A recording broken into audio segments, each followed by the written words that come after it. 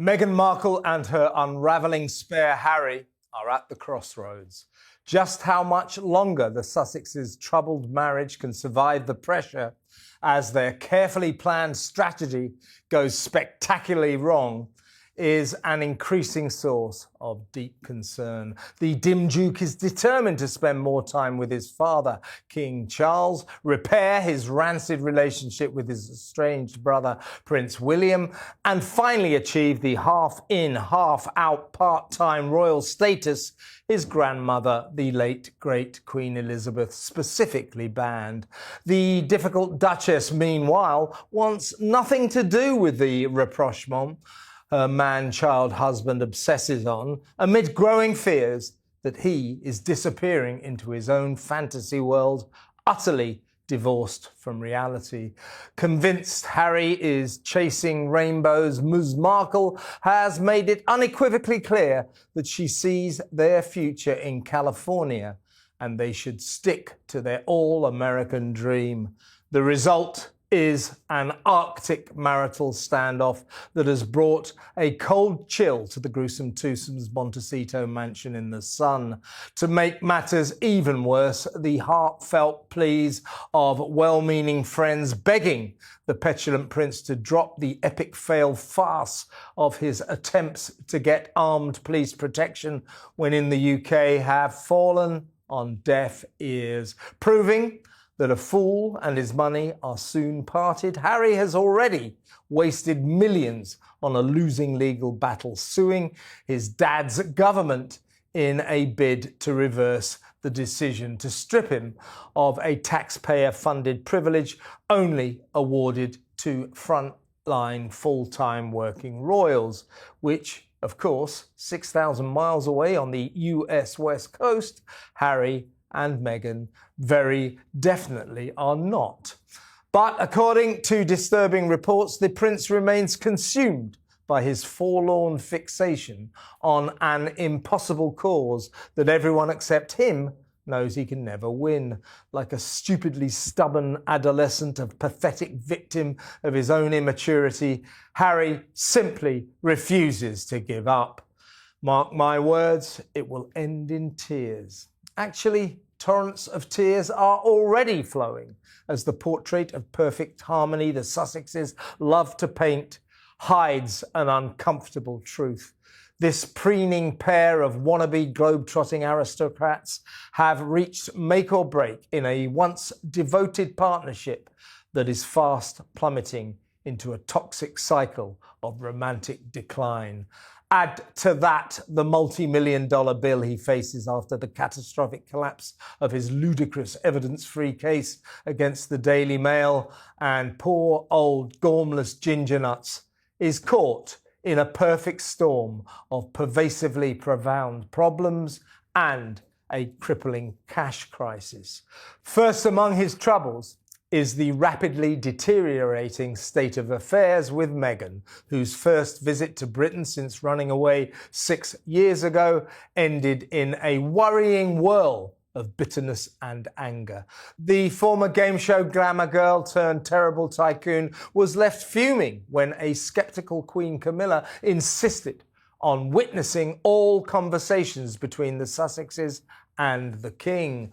Camilla distrusts Meghan almost as much as she despises her, and monitoring everything that was said during the awkward reunion at Charles's country retreat Highgrove House sounded a warning to the Sussexes not to leak a word to the media.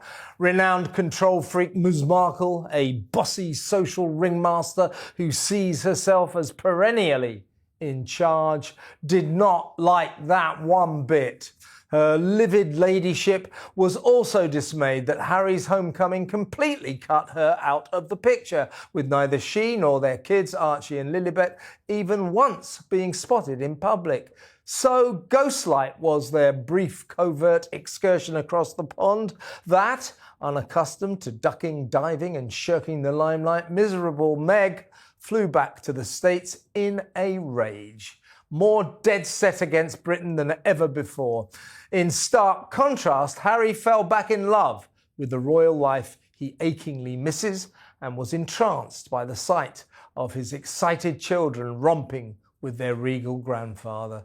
So, while the Duchess wants a full-on separation from the horrible UK, the Duke has set his heart on rekindling the cosseted palace-dwelling existence he once enjoyed. Sadly, he is alone in believing he can pull off his far-fetched transatlantic vision. But when Meghan points out that the peace pact he thinks he can forge with his relatives is never going to happen, it leads to stand-up rows. He is distraught that his wife persistently punctures his pipe dreams. She is in despair over her husband's Wonderland worldview through rose-coloured spectacles. Hapless Harry desperately hoped that his family's chaotic return to Britain would begin to thaw the ice of the furious feud that has torn the royals apart. But rather than start the healing process, the Sussexes' shambolic trip from hell has made matters a whole lot worse. Harry and Meghan may have spent years insisting they were happier than ever after leaving royal life. But what if the biggest threat to their future isn't the royal family anymore? What if it's each other? Because, according to a growing number of royal commentators, insiders and recent developments, the Sussexes are no longer pulling in the same direction. Harry reportedly wants back into the royal fold. Meghan reportedly wants absolutely nothing to do with Britain. And with expensive court defeats, stalled business ventures and growing questions about their finances, some believe the couple has reached the most difficult chapter of their marriage yet. So, what exactly is happening behind the scenes? Let's break it all down. For years, Harry insisted leaving the royal family was the only path to freedom. California was supposed to be the fresh start, the dream, the place where he and Meghan could finally build the life they always wanted. But fast forward several years, and critics argue Harry looks more attached to the royal life than ever before. His continued legal battle over UK security, repeated attempts to reconnect with King Charles, the reported private meeting at Highgrove, the ongoing desire to spend more time in Britain. All of it paints a picture of someone who may be struggling to completely let go of the world he walked away from. Many royal watchers now believe Harry isn't just fighting for security. He's fighting for a place back inside the institution. Not necessarily as a full-time working royal, but perhaps something remarkably similar to the half-in, half-out arrangement that Queen Elizabeth firmly rejected back in 2020. And that's where the problem begins. While Harry reportedly appears increasingly focused on rebuilding bridges, Meghan's priorities seem completely different. California isn't simply where she lives. It's where she has invested her future, her business projects, her lifestyle brand, her media ambitions, her network. Everything points toward America, which is why commentators believe she has little interest in revisiting the UK chapter of their lives. Reports following the private Highgrove visit suggested Meghan remained almost entirely out of public view. No joint public appearances, no highly photographed family moments, no visible attempt to relaunch the Sussex brand from Britain. Instead, Harry reportedly embraced the visit. Meghan reportedly couldn't wait to leave. Whether those reports are entirely accurate or not, one thing is undeniable. Their public priorities no longer appear perfectly aligned. The reported meeting with King Charles wasn't just another family reunion. It became one of the most closely watched royal moments of the year. According to reports, the meeting remained remarkably private. No official photographs, no public statements, no detailed briefings. That alone sparked enormous speculation. Even more interesting were reports suggesting Queen Camilla was present during conversations, something commentators interpreted as a clear message that trust remains extremely fragile following years of interviews, documentaries, and Harry's memoir, Spare. If accurate, it showed just how cautious the royal family continues to be. For Harry, the meeting reportedly represented hope, a possible first step toward reconciliation.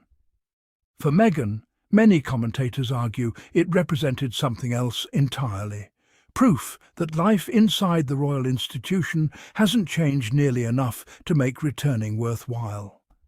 Then there's the issue that refuses to disappear: security. Harry has spent years challenging the decision that removed his automatic taxpayer-funded police protection after stepping back as a working royal. Despite multiple setbacks, he continues fighting. Supporters argue he's simply trying to protect his family. Critics argue he's chasing something impossible. Either way, the legal bills continue to grow, and that's before considering another major financial blow. Harry's failed legal action involving the Daily Mail has reportedly exposed him to substantial legal costs. The exact figures continue attracting attention, with commentators suggesting the combined financial impact of multiple legal battles could become enormous. When legal fights begin costing millions, people inevitably start asking questions, especially when income isn't growing at the same pace. This might be the biggest question surrounding the Sussexes today. When they first left royal life, everything appeared limitless. Spotify, Netflix, publishing deals, speaking engagements, documentaries, millions upon millions of dollars. But fast forward to today, and that picture looks much less certain. Spotify ended. Several announced entertainment projects never materialized. Questions continue surrounding future Netflix productions. Archewell's public profile appears significantly quieter than during its launch years. And Meghan's lifestyle business has faced growing scrutiny over rollout delays, product availability, and questions about long-term commercial success. None of this automatically means financial disaster, but it does mean the narrative has changed. Instead of asking how much money the Sussexes are making, many people have started asking how sustainable their current lifestyle actually is. Living in Montecito isn't cheap. Security reportedly costs millions annually. Staff, travel, public relations, property maintenance, business investments, legal fees. Every year carries enormous expenses. At the same time, both Harry and Meghan are now responsible for generating their own income. That's very different from life as working royals, where many expenses were covered as part of official duties. Several commentators argue this transition has been far more difficult than either anticipated, especially for Harry, because unlike Meghan, whose career always depended on building projects and finding work, Harry spent most of his adult life inside an institution where money management wasn't his daily responsibility. Some royal experts believe that difference has become increasingly significant. Perhaps the biggest issue isn't money, or lawsuits, or even public opinion. It's direction. Harry reportedly misses Britain. He reportedly misses family. He reportedly misses purpose. Meghan appears focused on creating something entirely separate from the monarchy. Those aren't necessarily impossible goals to balance, but they're certainly difficult ones, especially when every major decision pulls them toward opposite sides of the Atlantic. One wants reconciliation. The other reportedly wants distance. One sees unfinished business. The other appears ready to move on. That's not just a logistical challenge, it's a marriage challenge. The couple also continues facing another obstacle: their public image. Every interview, Every podcast appearance, every new project is scrutinized more intensely than almost any other celebrity couple. Harry's recent media appearances generated mixed reactions. Meanwhile, Meghan's business ventures continue dividing opinion online. Supporters argue they're unfairly criticized no matter what they do. Critics argue the couple has struggled to deliver consistent success after walking away from royal duties. Whatever side people fall on, one thing is difficult to ignore. The excitement that surrounded Megxit in 2020 isn't what it once was. Today, the conversation has shifted. Instead of endless opportunity, many headlines now focus on lawsuits, business uncertainty, and family tensions. Now, let's be clear. No one outside Harry and Meghan truly knows what happens behind closed doors. Rumours about marriages circulate around famous couples all the time. Some prove true, many don't. But what is undeniable is that they currently appear to be navigating enormous pressure from multiple directions at once. Financial pressure, family pressure, public pressure, business pressure, and perhaps most importantly, different visions for the future. Can Harry rebuild trust with his family? Can Meghan successfully grow her business ambitions in California? Can they continue balancing two completely different dreams? Those questions remain unanswered. But one thing is certain. The next chapter of the Sussex story may be their most important yet. Because if Harry wants Britain and Meghan wants California, eventually someone has to compromise. And that's where the real story may just be beginning. What do you think? Is Harry genuinely trying to rebuild his relationship with the royal family? Is Meghan right to focus entirely on America? Or are financial pressures forcing both of them to rethink the future they imagined after leaving royal life? Let me know your thoughts in the comments below. If you enjoyed this video, don't forget to like, subscribe, and turn on notifications so you never miss the latest royal updates. Thanks for watching, and I'll see you in the next one.